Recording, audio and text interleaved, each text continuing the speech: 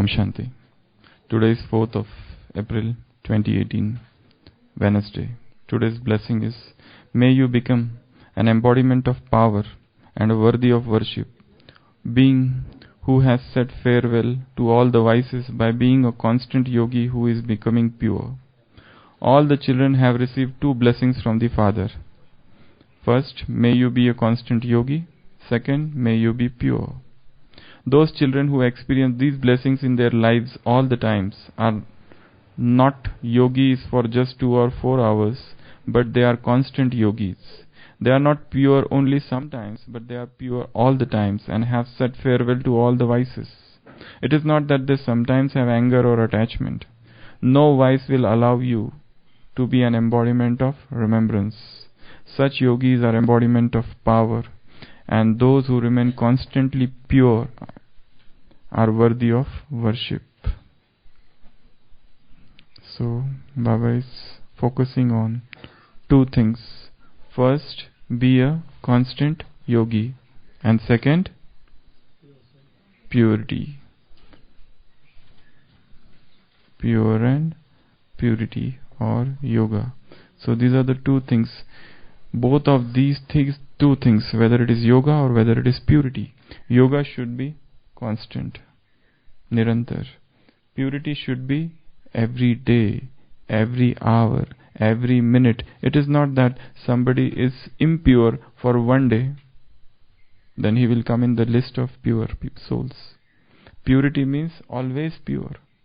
Not to become impure even for one day, not to become impure even for 10 minutes, not to become impure even for 10 seconds. Even if somebody is impure for 10 minutes or 10 seconds, he is not going to come in the list of pure souls. And yoga means constantly yogi. It's not that only when somebody has come in Madhuban that time yoga is constant, or somebody is in Madhuban that time one is yogi, and the moment you go to your room, your house, your office, you are not yogi. That is not the definition of yogi soul. Yogi means nirantar. Yogi means constant. Yogi means that incessant flame of yoga burning deeply within the heart. Yogi means who has perpetual perennial connection with the Supreme Father. His connection is never gone. That constant flow or current of yoga going on is yoga. So Baba is telling, you have received these two things as a blessing. You have not made any efforts for these. These things have come to you hands down. The moment you have taken birth, you have received these blessings. You have not sat down in tapasya and did some strenuous practices or arduous efforts. No. The moment you have taken birth, the moment you are born, Father has given you these two blessings. May you be a yogi, and may you be a constantly pure soul. Those children who experience these blessings in their lives all the times are not yogis for just 2 or 4 hours, but they are constant yogis. They are not pure only sometimes, but they are pure all the times, and they have bid farewell to all the vices. It is not that one vice is there that time, or 1 or 2 vices are coming. No. Baba is saying all the vices. Recently, while talking with Kumars in last Sunday's Murli, Baba said, it is not that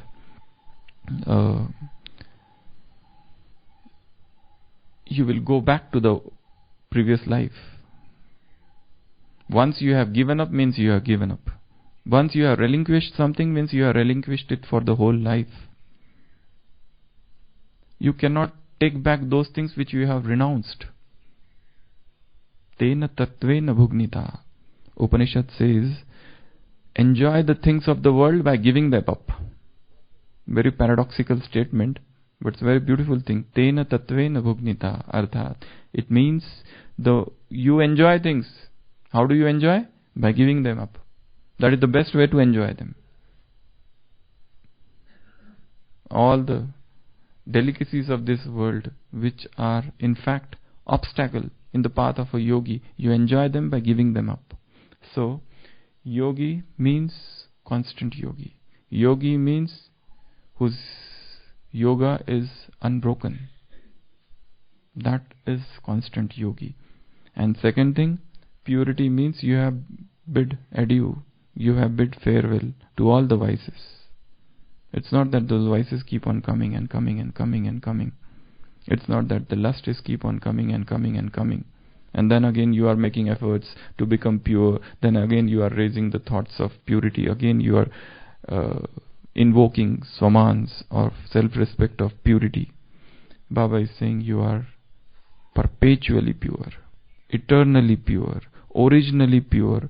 Recently in Shantivan last seasons, this last terms, Murli, Baba reminded us of our 5 forms or 4 forms or 4 periods. The first period, eternal period, you were pure, you were shining star, you were very much near to the Father. When you came down, eternal, those beginning period, that time also you were very pure. None is worship like you. Even whilst from the copper age, your pictures and your worship was the highest in the world. And even in this confluence age, you are eternally pure. Because you have taken birth through purity. So all the 4 forms, or even your future form of an angel, that is also so pure. So reminding oneself of our 5 forms, getting stabilized in its remembrance, is a way to attain the lost purity. So no voice will allow you to become an embodiment of remembrance. Such yogis are embodiment of power, Shakti Swarup. Those yogis who are such yogis, those who are constant and those who have constant purity, are worthy of worship. So 2 things: first yoga, and second purity. Both things, these are the foundation stones of our Brahmin life. And even more important than yoga, I will say purity. Purity is the most important thing. If this is getting broken on and off, you cannot achieve powerful stage of yoga. And the principle of purity is broken. There are gross impurity and there are certain subtle impurities.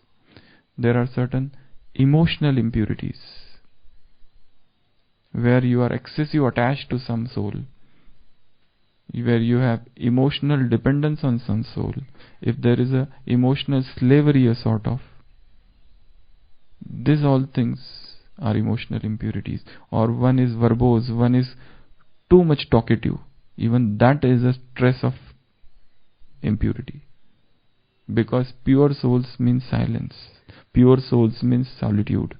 Pure souls is not a soul who is given to all those verbal diarrhea. Pure souls are taciturn souls, reticent souls, those who know to hold back their horses. Those excessive anxiety, excessive fear, excessive, there are certain souls who are always in haste. These are also signs of impurities. In the life of Mahatma Buddha, there is one event. There was one family in one village, and there was 8-year-old boy. And till the age of 8, he was not talking. His parents were worried. His mother was worried. This boy is not talking. Why? Is he mute? Is he born dumb? Why is he like that? So they wanted Mahatma Buddha arrives in that village. So they go and they plead him. They say that please, we solicit that you come to our house and you see our boy. He is not talking at all. So Mahatma Buddha goes there and he calls that boy and he asks him, why you don't speak? That 8-year-old boy, and that is the first time he speaks 12 shlokas, 12 Sanskrit, or in Pali language, Sanskrit or Pali, I don't remember. He speaks 12 shlokas and he says, what is the use of speaking? Can speech describe God? Since birth he had not spoken.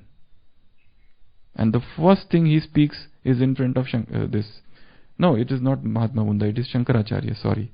It is Shankaracharya. It is not Buddha. So in front of Shankaracharya, for the first time this boy speaks 12 shlokas. And he describes in those shlokas who is God and how it is indescribable, and what is the point of describing him. Unnecessary speech is useless, so why should I speak? So that boy was not speaking with his own accord, with his own will. It's not that he did not know speaking. He knew speaking, but he was still not speaking. And this Shankaracharya requests the parents, please give me this boy. Because he recognizes the high spiritual caliber of this child. From such a small age, who develops such vairag, who has such an intense understanding, wisdom, viveka, he takes up that boy. And later on, this boy becomes one of the foremost disciples of Shankaracharya, and he was named Padma Amlaka, something like that. Padma Amlaka, who becomes the head of the Dwarka monastery. Shankaracharya establishes 4 monasteries in 4 places, Charpeet. So he looks after the Dwarka monastery, and later on. So such stories are given. So I was talking about purity. Purity has many, many dimensions. Lust is just one aspect of it. It is something related to brahmacharya. But brahmacharya alone is not purity. Total purity means 100 things are there in that. Not just brahmacharya. But yes, brahmacharya is the very foundation of it. If you remove brahmacharya, purity cannot be there. So the first thing is brahmacharya, and then later on multiple things like silence is purity, solitude is purity, deep introversion is purity, taciturn nature is purity, introversion is purity, introspection is purity. So principle of purity should not get broken by anything. Body conscious vision is purity. A soul conscious vision is purity, while body conscious vision is impurity. Emotional attachments is impurity, while, as Baba said, to Kumaris means swatantra, free. That means purity. To get bound to the body, to get bound to souls, people, places, objects, facilities, time, anything is impurity. Purity is described in Bhagavad Gita, has been compared to like air. You should be like air, which is not at one place. It is always moving. It doesn't stay at one place. A pure soul is somebody who is like this air, who keeps on moving from one place to another. It's like river. River doesn't stay. River doesn't stop. It keeps on moving and flowing and flowing and flowing and meandering. Ultimately it reaches water. It reaches the ocean, because that is its destination. Pure souls are like that. If the air is locked in this room, it will become stuffy. You will feel stifled when the moment you enter in such a room. That's why pure souls means who keep on going and going and going and going. They flow.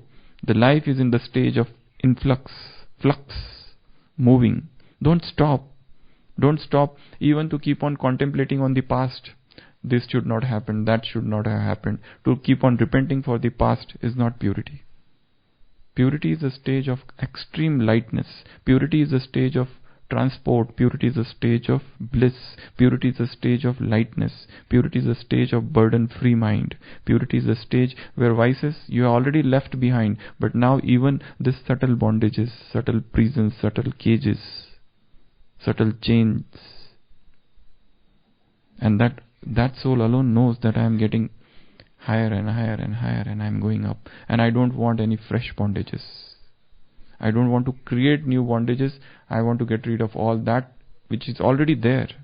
This is the stage of purity. Purity is a very, very subtle phenomenon. And only the soul who is moving ahead in the path of purity knows that I am getting more and more purer each day. He experiences that himself, that my purity is increasing day by day. Purity is an experience, it is not theory. Purity is a stage of God's love. Purity means your love for God is increasing. Purity means your acceptance of thing is increasing. You don't reject anything. All those things which earlier were barriers, which earlier were hindrances, now you don't see them as impedance. You see them as a stepping stone, as we were discussing yesterday.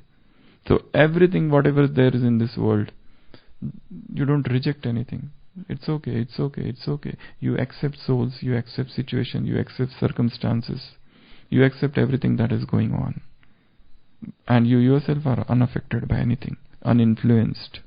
Such unflappable stage of the mind, such immovable, unshakable, unflinching stage of the mind is the stage of purity. So purity is an experience, a deep experience. And you cannot read about purity, you cannot talk on purity, you cannot have any saying on purity unless and until you have experienced it yourself. Because it is an internal metamorphosis. It's an internal transformation, a deep internal experience. Yoga. Once a soul who is pure, he is already automatically in yoga. Because then your mind doesn't go wander here and there. Your mind doesn't go to all those worldly people, embodied beings. Because you know that that is the path of falling down. Now you don't want to traverse that path. You want to go on this new path. Probably untrodden, but still you want to venture. Make the basis of two things very strong. Because these are the two blessings, Yogi Bhava and Pavitra Bhava.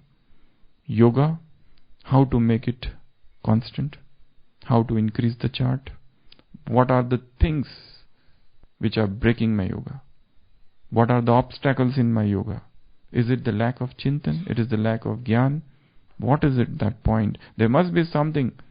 The moment you sit down in yoga, the mind starts gadding around, moving around, strolling, some mental imaginations, some fantasies, some pull, some smritis, some memories. Something is there which is pulling you, some attraction. Something is there which is dragging you. Something is there that makes your mind drift off. What is that? Find out. Find out the triggers which are responsible for breaking yoga and make yoga powerful. One. Second, what are the triggers of impurity? What are the sensual and what are the sexual triggers? Is it audio? Is it video? Is it text? Is it message? Is it book? Is it dress? Is it body? Is it vision? Body conscious vision? Is it something from social media? What is it? Is it clothes? What is it? What are the sensual triggers? What are those triggers? When they come, purity is broken. And then the person is left behind frustrated, repenting.